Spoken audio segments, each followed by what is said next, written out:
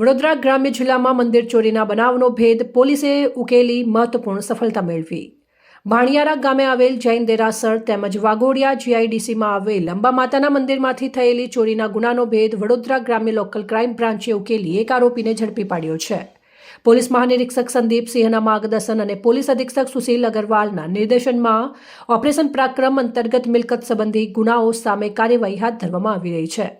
તે અંતર્ગત એલસીબીના police inspector કે.આર. સિસોદિયાના માર્ગદર્શન હેઠળ ટીમે તપાસ શરૂ કરી હતી। ટેકનિકલ અને હ્યુમન સોર્સના આધારે મળેલી બાતમીના આધારે એલસીબીની ટીમે નર્મદા માઇનર કેનાલ નજીક વોચ ગોઠવી દાહોદ જિલ્લાના ચીલાકોટા ગામના કલ્પેશ બદિયાભાઈ ભાભોરને ઝડપી પાડ્યો હતો। પોલીસે આરોપી પાસેથી પંચધાતુના 2 મુગટ, ભગવાનના આભૂષણો, માળા, કંડલા અને રોકડ રકમ કબજે કરી છે। પૂછપરછ દરમિયાન આરોપીએ પોતાના 2 સાગીરતો સાથે મળીને બંને મંદિરમાં ચોરી કર્યાની કબૂલાત કરી છે।